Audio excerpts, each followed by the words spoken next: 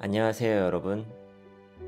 오늘은 베트남의 대시인 응우엔유와 그의 걸작 쭈엔 끼에우를 통해 마음이 재능을 이긴다는 뜻을 천천히 돌아보겠습니다. 눈에 보이는 성취보다 보이지 않는 마음이 더 오래 남는 이유를 이야기해보죠. 먼저 이런 질문으로 시작해볼까요? 왜 어떤 사람은 재능이 넘치는데도 삶이 자꾸 비틀거릴까요? 왜 어떤 사람은 많은 것을 이루었는데 마음 한구석이 늘 허전할까요? 응우엔유는 말합니다. 재능보다 마음이 크다. 그의 대표작 쭈엔끼에우는 그 뜻을 한 인간의 생을 통해 보여줍니다. 응우엔유는 1766년 지금의 핫딘성에서 태어났습니다. 그가 살던 18세기 말 19세기 초 베트남은 큰 격번의 한가운데에 있었죠. 오랫동안 이어지던 레 왕조의 질서가 흔들리고 떠이선 세력이 나라를 뒤흔들었습니다. 이후 응우엔 왕조가 들어서며 자롱 황제가 새 나라를 열었습니다. 응우엔유는 양쪽 왕조의 경계에서 살아야 했습니다. 한때는 은둔했고 한때는 조정에 나아가 관리로 일했습니다. 젊은 시절 품었던 이상과 현실, 정치의 간극, 그 사이에서 그는 사람의 희노애락을 더 깊이 보게 되었을 겁니다. 문학적으로 그는 한문에 능했고 무엇보다 쯔놈, 즉 한자를 바탕으로 만든 베트남 고전 문자로 자국의 정서를 섬세하게 담아냈습니다.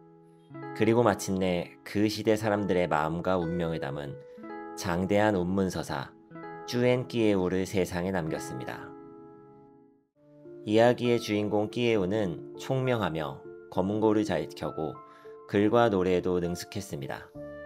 하지만 어느 날 집안이 억울한 누명을 씁니다. 가족을 구하기 위해 그녀는 자신의 앞날을 희생하기로 결심하죠. 그 선택 이후 끼에우는 세상에 속고 팔리고 배신당하고 한때는 권세 곁에 머물기도 하지만 결국 다시 추락합니다. 이 과정에서 우리가 보게 되는 건 재능이 곧 행복을 보장하지 않는다는 사실입니다. 재능은 기회를 열어주지만 운명은 때때로 그 기회마저 엉뚱한 방향으로 데려갑니다. 그리고 그 사이에서 마음이 상하고 희망이 달아갑니다. 하지만 이야기의 끝자락에서 끼에우는 다시 일어섭니다. 고통을 껴안고도 사람을 미워하지 않는 법, 자신을 탓하기보다 살아남은 마음을 돌보는 법을 배웁니다. 그때 응우엔유는 한 줄로 그 깨달음을 정리합니다. 마음심 한 글자는 재능 글자 세 글자보다 낫다. 이 문장은 쭈엔끼우의 결론이자 그의 인생의 고백입니다. 첫째, 재능은 비교를 부르고 마음은 관계를 만듭니다.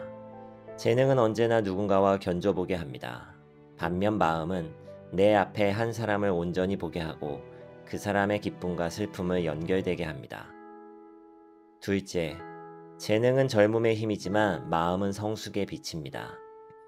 젊을 때는 잘하는 법을 배우고 나이 들수록 잘 살아내는 법을 배웁니다. 그 배움의 중심에는 늘 마음쓰기가 있습니다.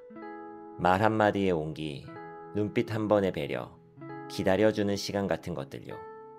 셋째, 재능은 운명에 흔들리지만 마음은 운명을 품습니다. 우리는 모두 뜻대로 되지 않는 시간을 통과합니다. 그때 마음은 길이 끊긴 자리에서 새 길을 내기도 하고 견딜 수 없을 것 같은 밤을 지나가게 합니다. 마음은 운명을 바꾸지 못할 때조차 운명에 휘둘리지 않는 법을 가르쳐 줍니다. 여기서 잠깐 한국 분들이 잘 모르실 수 있는 배경을 덧붙입니다. 베트남은 오랫동안 한자 문화권의 영향을 받았지만 그 내부에서 자기 언어로 스스로 표현하려는 노력이 강했습니다.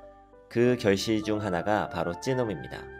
한자 요소를 빌리되 베트남어 소리와 뜻을 빚어낸 문자죠. 쭈엔끼에우는 이 쯔놈으로 쓰인 걸작입니다. 형식은 6-8채 문문으로 한 행은 6음절, 다음 행은 8음절이 이어지는 노래 같은 리듬을 가집니다. 그래서 이 작품은 읽히고 외워지고 불리어집니다. 지금도 베트남에서는 인생의 크고 작은 순간에 끼에우의 구절을 인용하는 문화적 관습이 남아 있습니다. 문학이 곧 삶의 언어인 셈이죠. 또 하나, 응우엔유는 한문에도 정통했습니다. 그래서 유교, 불교, 도교 사상이 작품 안에서 자연스럽게 만납니다. 욕망과 도덕, 개인과 사회, 재능과 운명, 그리고 자비와 용서. 이 다리를 건너며 그는 결국 마음으로 돌아옵니다.